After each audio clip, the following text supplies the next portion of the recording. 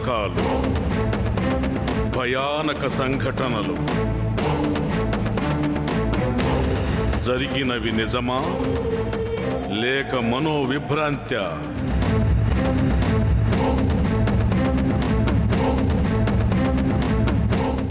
లంకెల బిందెలు. పూడిపోయిన గ్రామంలో పదిలంగా ఉన్న నిధులు. కొంతకాలం క్రితం కోవలూరు సమీపాన ఉన్న నందిమేట్టు తోటల్లో చిన్న కోలాహలం. ఉదయం తోటలో పనిచేస్తోంది గుణశేఖర్ భార్య విజయలక్ష్మి. ట్రాక్టర్ డ్రైవర్ సెల్లముత్తు అనే వ్యక్తి ఆమెకు సహాయంగా తోట పని చేస్తున్నాడు. అప్పుడు మట్టి కుండల్లో నిక్షిప్తం చేసిన బంగారు నాణ్యాలు దొరికాయని ఊరంతా కలకలం బయలుదేరింది. ఈ మధ్య జరిగిందని అందరూ చెప్పేది కేవలం వదంతే. పోలీసు ఎంక్వైరీ చేశారు, తహసీల్దారు అందరూ వచ్చి విచారణ జరిపి వెళ్ళారు. ఇక్కడే నత్తంబేళ్ళలో ఒకతను దున్నటం కోసమని ట్రాక్టర్ తీసుకెళ్ళి ఆ తోటలో దున్నుతున్నాడు. అతను దున్నుతుండగా నాగలికి తగిలి లంకెల బిందెలు బయటపడ్డాయి. అది ఇదే అని అందరూ చెప్పుకున్నారు. ఈ లంకెల బిందెల వెనక ఉన్న మర్మమేమిటో తెలుసుకోవడానికే మా పయనం.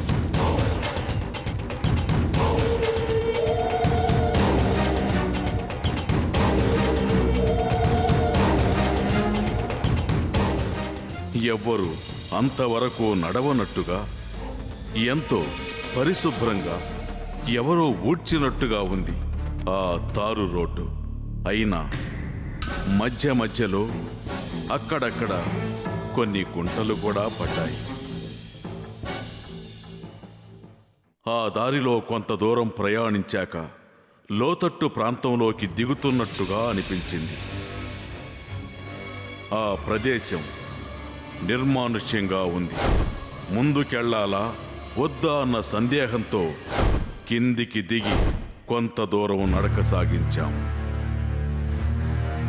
అక్కడ శ్మశాన నిశ్శబ్దం తాండవిస్తోంది. ఆత్మహత్యలు చేసుకున్న వాళ్ళని ఇటువంటి నిర్జన ప్రదేశంలో పూడ్చిపెడతారంటారు. అటువంటి ప్రదేశాల్లో ఒక్క క్షణం ఆగినా కూడా అక్కడ పూడ్చిపెట్టిన వాళ్ళ ఆత్మలు ఆగిన వాళ్ళకి భయం కలిగిస్తాయని అంటూ ఉంటారు.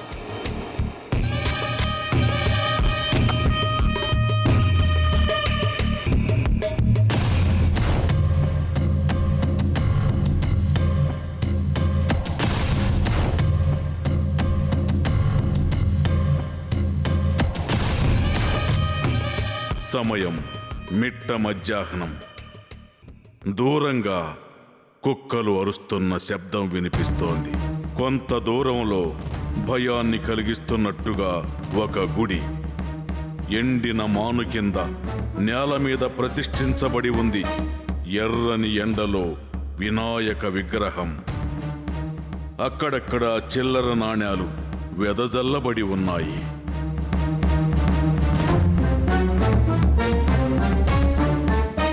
ఆత్మలు దుష్టశక్తులు వెంటాడుతున్నప్పుడు చిల్లర వెదజల్లితే వాటిని దాటి అవి రావని చెప్తూ ఉంటారు పెద్దలు.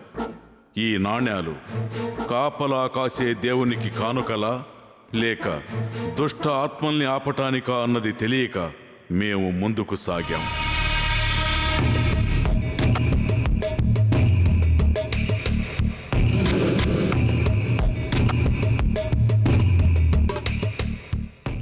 ఊళ్ళో అక్కడొకరు ఇక్కడొకరు అన్నట్టుగా జన సంచారం తక్కువగా ఉంది. ఒక పురాతన రథం కూడా ఉంది.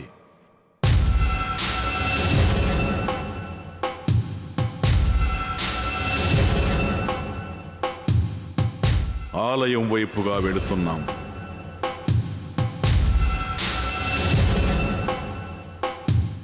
కరిగాళ చోళరాజు కాలంలో కట్టబడ్డ ఈ గుడి ఈ మధ్యనే జీర్ణోద్ధరణ గావించబడింది. ఇక్కడ సౌందర నాయక్ అనే అమ్మవారు, మెయిపొరుల్ నాయకన్ అనే స్వామివారిని కొలుస్తూ ఉంటారు.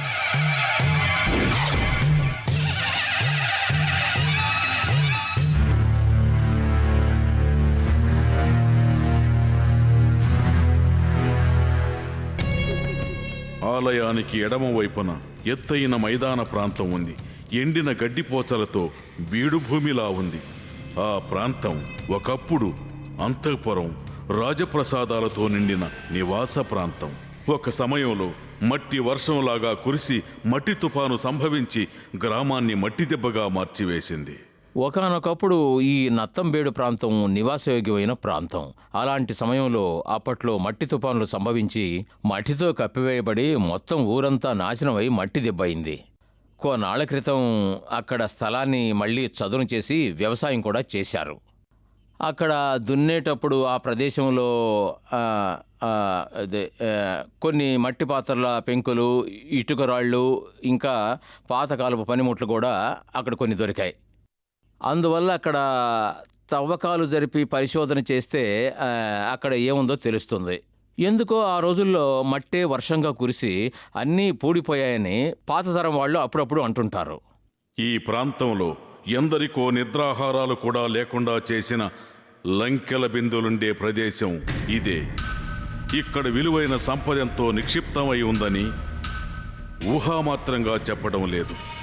కొన్ని వింత సంఘటనలు ఇక్కడ జరిగాయని, అంతా నిజమేనని అంటున్నారు. ఆలయాన్ని ఆనుకొని సాగే కాలిబాటలో మమ్మల్ని తీసుకెళ్లారు కృష్ణస్వామి. ఆలయాన్ని ఆనుకొని సాగే కాలిబాటలో మమ్మల్ని తీసుకెళ్లారు కృష్ణస్వామి. కూలిపోయిన రాతి గోడలు, పాడుబడ్డ విగ్రహాలు, వాటి చుట్టూ ఎత్తుగా ఏపుగా పెరిగిన రెల్లుగడ్డి, పెద్ద పెద్ద రాతి పలకలతో మోయబడ్డ చిన్న బావి. ఇదే కాలకూటం.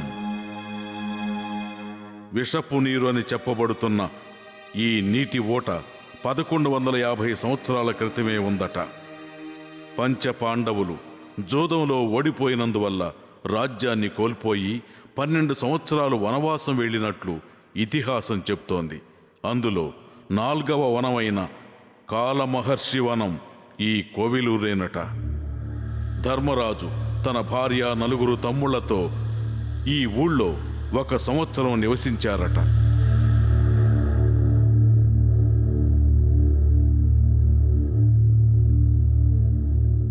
ధర్మరాజు లేని సమయంలో తమ్ముళ్ళు ఏటి ఒడ్డున సంచరిస్తున్నారు. దాహం వేయటంతో దగ్గరలో ఉన్న ఈ నీటి ఓటనే వాళ్ళు 4 తాగారు.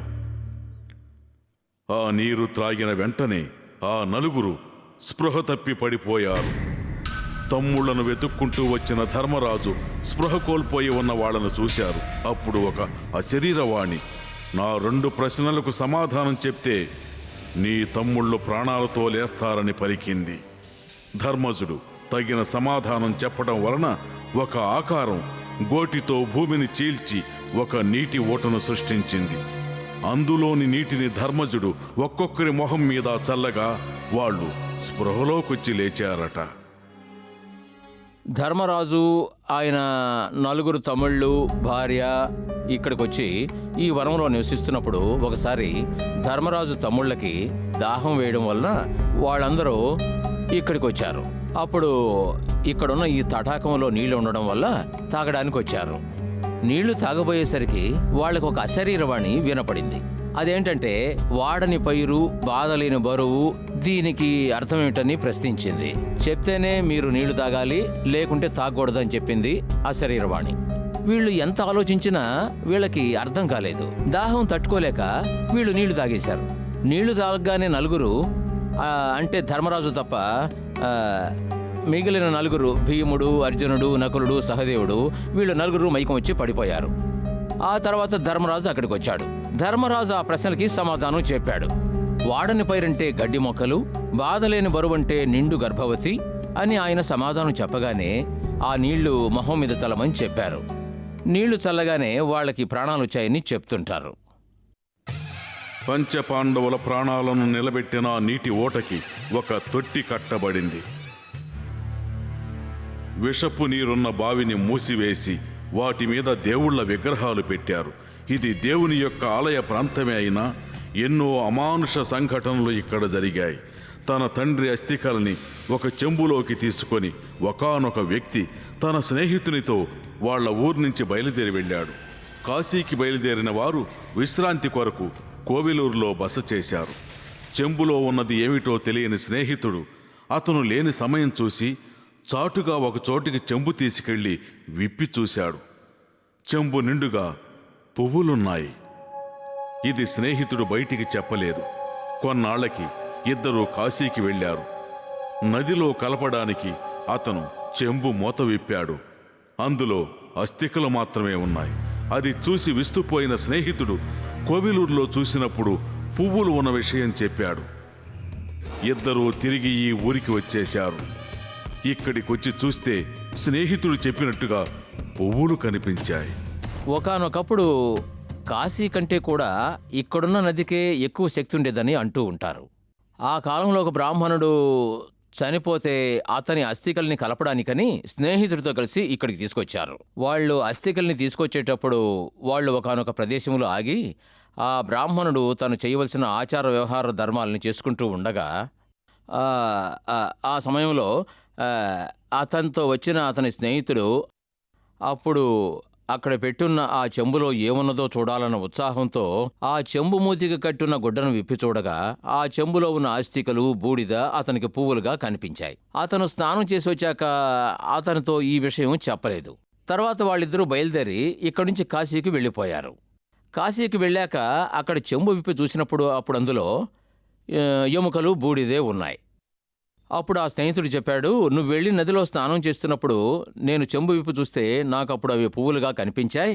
కానీ ఇక్కడికి వచ్చి నువ్వు విప్పగానే అస్థికల్లాగా కనిపిస్తున్నాయి అని చెప్పగానే సరే ఇక్కడికంటే ఆ కోవిలూరులోనే ఎక్కువ శక్తి ఉందని తిరిగి వాళ్ళిద్దరూ కోవిలూరుకే వచ్చి అస్థికల్ని కలిపేశారు అని అంటుంటారు.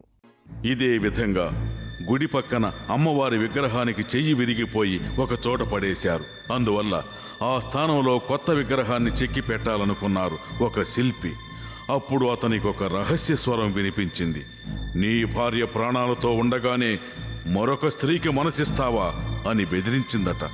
ఇంకా అక్కడ అమ్మవారి విగ్రహం కనిపిస్తూనే ఉంది.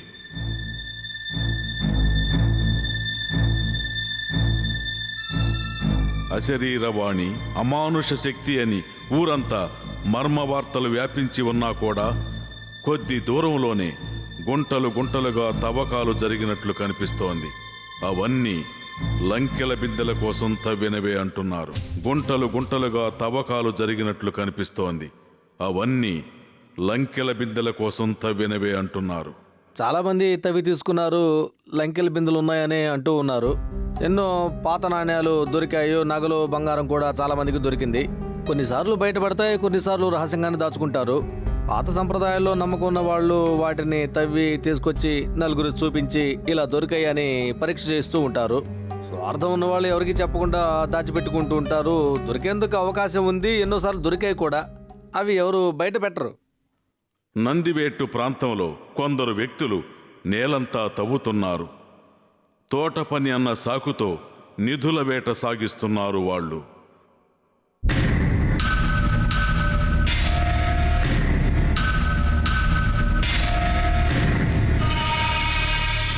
నిధుల కొరకు ఊరంతా ఒకటై వచ్చిన సంఘటన కూడా జరిగింది. ఆలయ పూజారి భార్య సుశీలకు కలలో ఒక ఆకారం కనిపించింది. సొరంగ మార్గంలో నిధులున్నాయని చెప్పిందట. ఆలయం అప్పుడు శిథిలావస్థలో నిరాదరణకు గురై ఉంది. ఆ నిధిని తీస్తే ఆలయాన్ని బాగు చేయవచ్చని దేవుడు చెప్పాడట. ఊరి పెద్దలు కొందరు నిధులున్న ప్రాంతం ఎక్కడుందో చూడాలని ఆతృతగా ఉన్నారు. సుశీల అక్కడికొచ్చి ఆలయాన్ని తెరిపించి లోపలికొచ్చింది. కలలో కనిపించినట్టు వెలుతురు వచ్చే దిశగా ఒక ప్రదేశాన్ని చూపించింది. ఆ ప్రదేశంలో తవ్వినప్పుడు ఒక పళ్ళెం, తాళిబొట్టు లభించాయి. సొరంగ మార్గం ఆలయం మధ్యలో ఉన్నదని, ఇంకొంచెం తవ్వితే గుడి పునాదులు కదిలిపోతాయేమోనని భయంతో తవ్వకం ఆపేసినట్టు చెప్తున్నారు. కళ్ళలోకి వచ్చి స్వామివారు చెప్పారని 15-16 ఏళ్ల క్రితం తవ్వకం జరిపారు. తవ్విన తర్వాత చూస్తే మొత్తం ఆలయానికి బేస్మెంట్ అదే అని తెలిసి తవ్వటం ఆపేశారు. అంతకు మించి తవ్వితే గుడి మొత్తం పడిపోతుందనే పరిస్థితి ఉంది కాబట్టి అది తవ్వకుండా ఆపేశారు. కానీ తరువాత కొద్ది రోజులకే సుశీల అంతుబట్టని రీతిలో చనిపోయింది. ఇక్కడ ఏదో ఒక శక్తి నిరంతరం తిరుగుతూ ఉంటుందని నమ్మబడుతోంది. అప్పట్నుంచి స్వరంగ మార్గం వ్యాపించి ఉందని భావిస్తున్న ప్రదేశాల్లో గుడి బయట వైపు పొరుగు ప్రాంతాల వారు తవ్వకాలు సాగిస్తున్నారు. అందువల్లనే ఈ గుంటలు ఏర్పడ్డాయని చెబుతున్నారు. ఆలయ ఆవరణలో ఒక చోట బోరు వేస్తున్నారు. కొద్ది క్షణాల్లోనే ఏ కారణం లేకుండా బోరు వేసే పని ఆగిపోయింది. అందువల్ల బోర్వెల్ లారీ తీసుకువెళ్ళిపోవడానికి డ్రైవర్ స్టార్ట్ చేశాడు. లారీ ఎక్కడా కూరుకుపోలేదు, కానీ ఆ ప్రదేశం నుంచి కదలలేకపోతోంది. అది సొరంగ మార్గం ఉన్న ప్రదేశం కావడం వల్ల అక్కడ చిన్న రంధ్రం కూడా వేయనివ్వకుండా భూతశక్తి అడ్డుపడుతుందట. అతి ప్రయాస మీద ఇనుప కమ్మీలను వెల్డింగుతో కరిగించి ఆ తరువాతే లారీని బయటికి తీసుకెళ్లగలిగారు. ఆ ప్రదేశంలో మామిడి మొక్కను నాటి దగ్గరలో మరో చోట బోరు వేయటం జరిగింది. 20-25 అడుగుల లోతు. అక్కడి నుంచి గుడికి సొరంగ మార్గం ఉంది అంటున్నారు. తెలియక అక్కడ బోరు వేయడానికి వెళ్ళాం. ఆ బోర్వెల్ యంత్రం ఆ సొరంగ మార్గంలో అక్కడికి వెళ్ళి ఆగిపోయింది. వేరే వాహనం తెప్పించి ఆ లారీని అక్కడి నుంచి బాగా లాగి వేరే చోట బోరు వేయించాం. మంచినీళ్ళు పడ్డాయి. అక్కడ సొరంగ మార్గం ఉందని అందరూ చెప్తూ ఉంటారు. నిధుల కోసం తవ్వేవాళ్లు భూతం బారిన పడుతున్నారని చెప్తున్న ఇదే ఊళ్ళో భూతమే ఒక స్త్రీకి నిధిని తీసుకొచ్చి ఇచ్చిన సంఘటన జరిగింది.